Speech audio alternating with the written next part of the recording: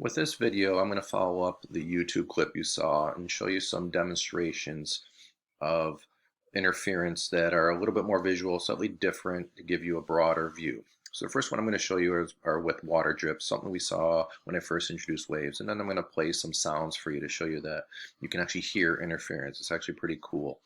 I want to emphasize wave interference is an essential feature of almost everything you hear, and to a certain extent to what you see, less so with what you see. All right, the fact that you can hear my voice and you can hear specific sounds, consonants, vowels, is because I am producing multiple waves through my vocal cords, and those waves are not going out individually, but they are interfering with each other, producing a distinct sound that is my voice or your voice. Or when you play an instrument, okay, and you play multiple notes at once, you are hearing wave interference. That's a special case that we'll eventually get to. So keep this in mind because this is very, very important in the grand scheme of things. So before I demonstrate wave interference, let's just start with a simple case. So we're going to have water drip, okay, and create just a wave field, a two-dimensional wave field, right? And the black is troughs, the blue are crests, okay? So the amplitudes would be high in the blue part and low in the red part. So if we look at this graph here, we can see this is zigzagging up and down with an amplitude of roughly, let's say, a half. Okay, so nothing surprising about that. All right, so let's pause it. All right, and I'm going to reset. Now we're going to turn both on. So I'm going to let this one go first. So it's creating ripples. Then this one is going to create its own set of ripples. And those ripples are going to overlap. And as you saw in the YouTube clip, they don't collide with one another because it's energy. And so what happens is that the waves interfere with each other. In fact, you can start seeing a pattern right in the middle along this axis right here. I can't draw in this program, okay? If you look closely, the colors look a little bit brighter or darker, if you will. In fact, if I put our probe right here, look at the amplitude. Okay, the amplitude of the waves are much higher, right? If they originally were around a half, where my finger, so to speak, is, now we're above 1.5. So what's happening is that the two waves, all right, are meeting along this line, what we say in phase with one another. They're in the same place at the same time, so a crest is meeting a crest, or a trough is meeting a trough, and they amplify. We get a bigger amplitude. Okay, that's the superposition. So what you're seeing here is a superposition of waves where they're essentially always meeting in such a way that they're constructively interfering. And we can see that with the amplitude graph. So you can probably guess where they might be out of phase with one another, where a crest is meeting a trough or a trough is meeting a crest. In other words, a crest from one meets a trough from the other. And that might be in this blurry part here. So if I move to here, where it seems blurred, you can see their amplitude is much reduced. We're almost completely destructively interfering here, not quite. So this is a zone of destructive interference, this is a zone of destructive interference, and then we have zones of constructive. Now you might be asking, because in the YouTube clip they just showed you the two extremes, constructive, completely constructive, or completely destructive.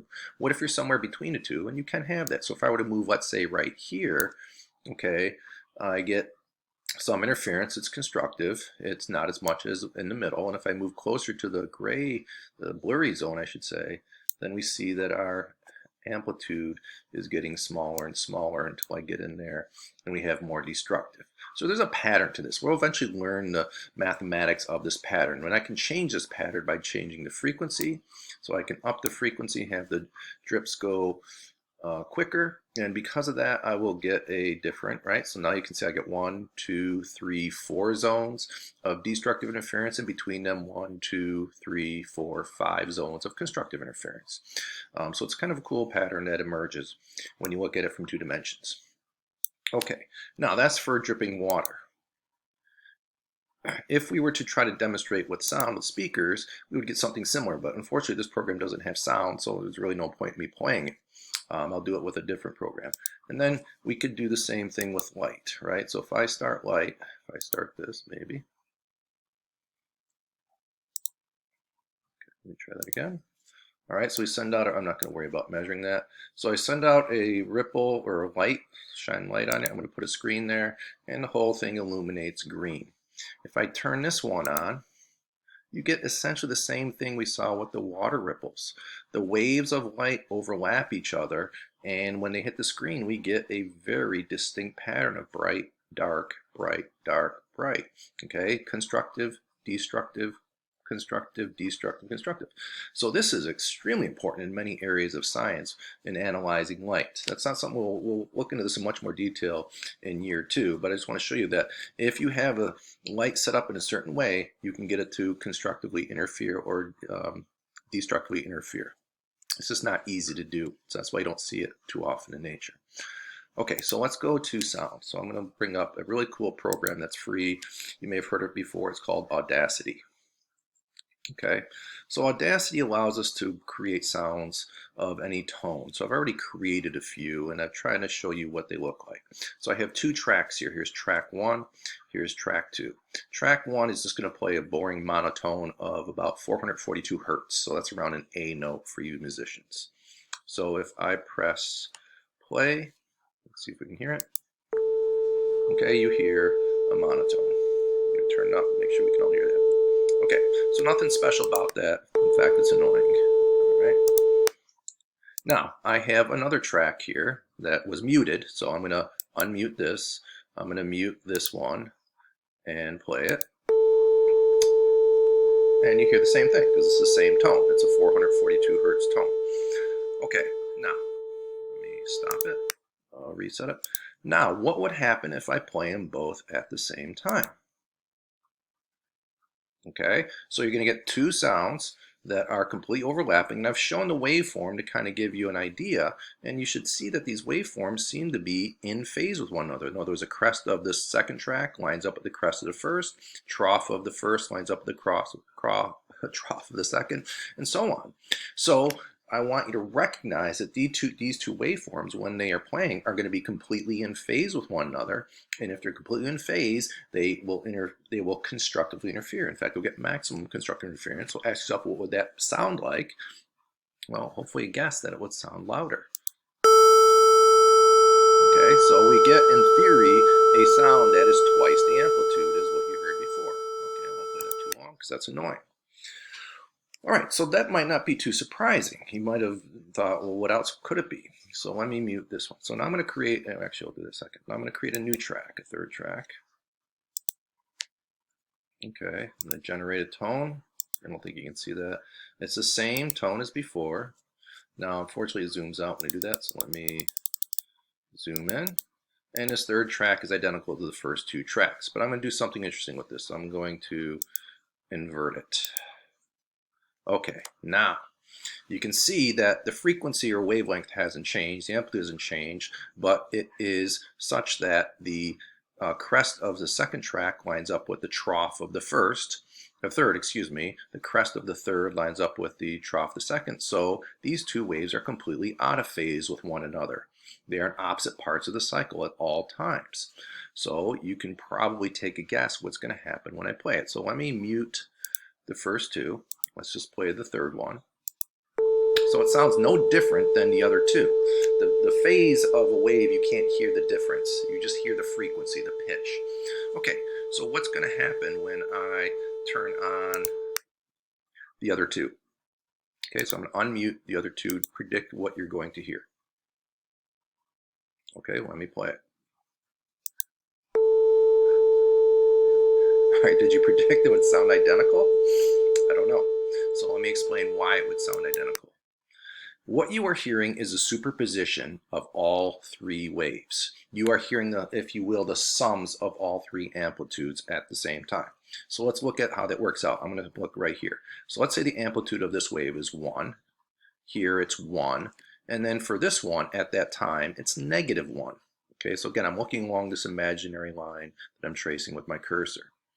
Okay, so if I go 1 plus 1 plus -1, I get 1, which is the same as all the originals. So that's why we have that.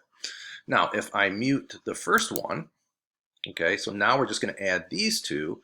Well, I've got an amplitude of 1 here. I've got an amplitude of -1. So that gives us 0. So if I press play, yeah, you hear nothing. Okay, so they are completely canceling each other out.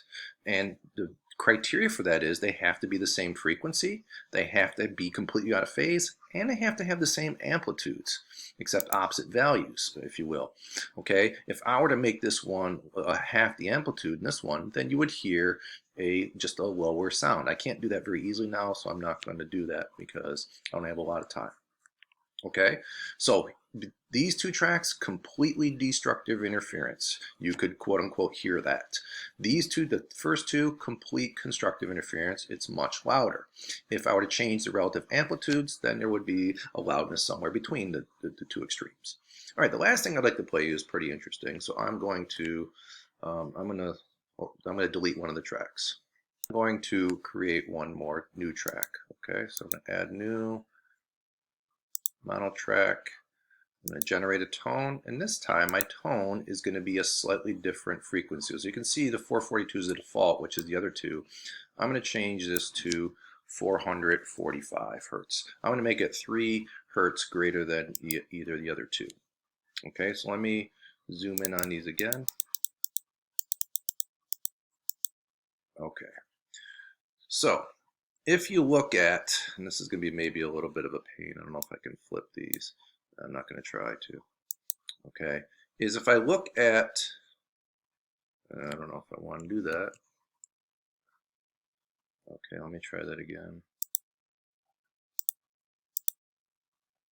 Okay, so 445.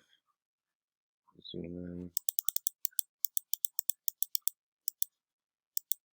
What I want you to look at, and it's not quite right, so if you look at the first track and the third track, all right, they look like they're completely lined up, but because of the slightly different frequencies, the crest of this starts to kind of shift away from the crest of that. Okay, so I'm going to mute the middle track. I'm going to play the new track that I just made. So I'm going to mute the first one. Let's press play. Oops, that's not what I wanted. All right, there's the first track. I kind of get an idea where I'm going. So there's the first track. So it sounds kind of similar to the first. There's the first. Here's the third. You can't really tell the difference in terms of frequencies, but they're slightly off. Now I'm going to play them both at the same time. And you start hearing these beats. And in fact, there are 3 beats per interval. Okay, for those of you who are musicians, you, I think, know what I'm talking about there. So let me play that again. So what you are hearing is the interference of those 2 waves, and because they're just slightly out of phase with one another, okay, they're not quite completely in phase, you're getting these pulses. You're getting a loud, then 3 really soft ones, and then a loud, and then 3 little soft ones, and it creates a more interesting pattern. So when you have multiple waves that are slightly varying wavelengths, you can get some very interesting sounds. In fact, that's what you're hearing in my voice. You are hearing many, many frequencies that are overlapping to create clear consonants or vowels. So that's why interference is really, really, really important. Okay, so that's it for now, and then I'll follow up with the tutorial on the notes.